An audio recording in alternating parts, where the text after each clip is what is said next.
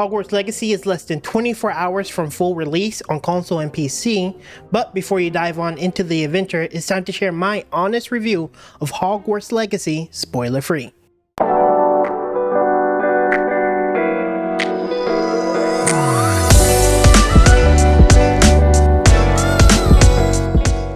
Now, before we dive into the review, I want to be clear that I'm going to try my best to avoid story-based spoilers. Now, I will be covering things like the combat, so you may see some clips of me later on into the game, but I do want to try to avoid players who are here to experience the story spoiling that, and I'm going to try to focus on questions or concerns that I had when I was coming into the game, and maybe just give you a bit of detail on it while offering some insight on whether the game is worth your time or not. Starting this thing off, I want to dive right into the thing that concerned me personally the most, which was the combat. Now, I was a bit worried that the ranged combat would be a bit on the boring side, as I tend to personally favor more melee style combat in games, but I am relieved to say that I'm actually quite impressed with the combat and the combat mechanics in Hogwarts Legacy. Now, when the game starts off, you do only have a handful of spells, and to be honest, it is on a bit of the, maybe on the stealth side when it comes to how the combat feels. But once you progress through the story and maybe complete some of your training, the combat quickly ramps up as you unlock more and more skills and spells. Now, I don't think the enemies are particularly difficult or anything, but once you pick up a few more talents, expanding your casting slots and getting more spells, the combat becomes more engaging, if you will. Your arsenal of spells just ramp up, and then when you're fighting monsters or giant groups of wizards, you get this feeling of being a wizard that I think a very few Harry Potter games have been able to actually achieve. Now, there are a few other mechanics when it comes to how spells interact, and I really don't want to go over that because I do want you guys to experience it yourself. But just going around and fighting different mobs, packs, and groups, it just felt really good. And I think it's safe to say that the combat is all around solid, in my opinion, for a range-focused combat style game. Now, you do also have access to talents which modify the way your character works in terms of his spells and some of the other non-spell mechanics. And then also you can add things to your gear that gives increased effects or decreased effects on certain modifiers in the game. So there is a lot of room for customization.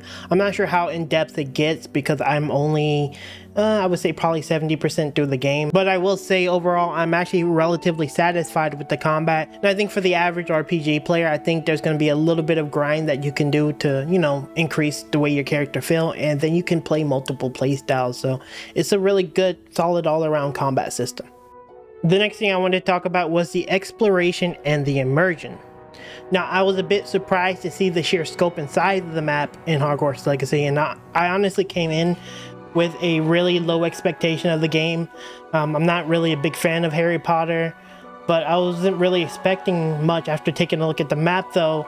I did see that it was really massive, it was really large, and then when I did the full-fledged like exploring the map, it was quite a bit. I'm still actually exploring big portions of the map now, but yeah, really large map, and I'm really happy to see that they put a lot of effort into crafting the world. Now, I will be honest, I did notice a lot of the areas did feel a little bit barren at times, but overall, like considering the size, I think it's pretty fair how well they added mobs and stuff into the map.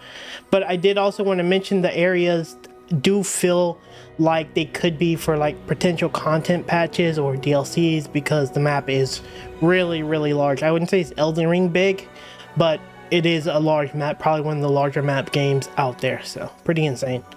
Now, with that said though, when you're exploring the map, there's quite a few things you can do, like minecrafting, gathering herbs, you know, all that stuff that comes with the open world RPG game. But I was actually surprised to see that there is pet capturing, and that's not something I was actually expecting to see, because you know that's not really common, at least in most RPGs.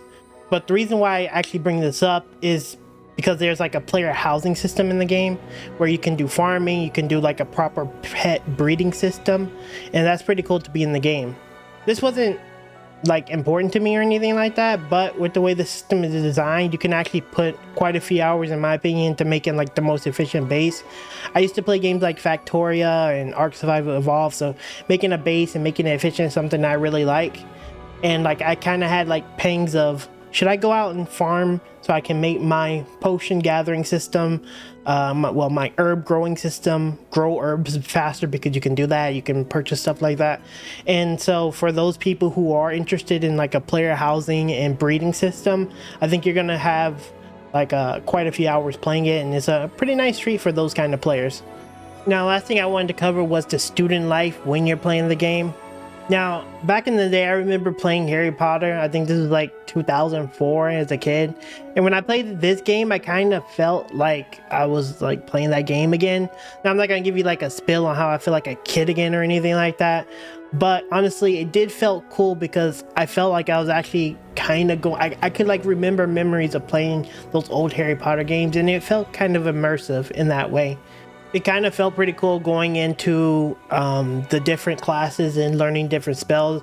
The funny thing is that's how the game is designed. You tend to unlock a lot of spells going to the classes, and at least the offensive one mostly. But it felt kind of weird that you kind of want to go to class or something and then learn the new skills. So I don't know, it's a bit weird, but I really like how they really like mesh that together. Again, I'm not a big fan of it, but if you are a big fan of Harry Potter, I think you're gonna really love this aspect of immersing yourself in the world. I think that's like one of the biggest positives for a Harry Potter fan. Also, not to mention that you have the unique different houses and, you know, the revolving staircase and, you know, all the stuff that comes with the Harry Potter world or the Hogwarts castle. So they did a lot of fan service, and I think they did it pretty well. So I really do want to give shout out to the development team, because for someone who isn't really into Harry Potter, I did feel a bit of immersion. So that's pretty unexpected, but really good on them. With all that said, the game by no means is a perfect title. There is tons of room for improvement. For me, the worst part of the game was the frame dips, and I did crash her once or twice.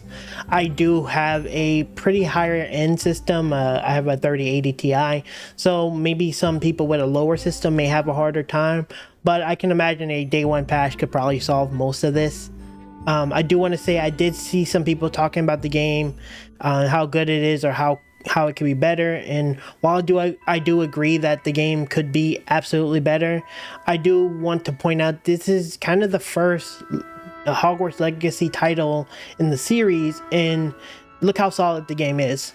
If this was like maybe a second or third installment, you could argue about the scope and it's not being as big as it should be. But for me, for what it is, I think this game did an amazing job. I think the development team did great. And as a gamer, I'm always looking forward to the future of gaming, how it evolves. And if this is what they can do on their first iteration of the game, I can only imagine what's to come with more content updates or, you know, a part 2. Is Hogwarts Legacy a perfect game? No, absolutely not. There are going to be better games out there. There's some room that I think it could add some improvement for. But do I think this game is worth the $60 price tag? Absolutely. With utter certainty, I can say that this game is absolutely worth picking up. And there you have it, guys. That is my review for Hogwarts Legacy. Let me know down in the comments what you think about the game. Honestly, I love the game. I think it's worth the $60 price tag. But let me know your experience with the game, especially if you're a Harry Potter fan or not a Harry Potter fan. I would like to hear your thoughts on the game. Don't forget to like as well as subscribe to the channel, and I'll see you in the next video very soon. Later.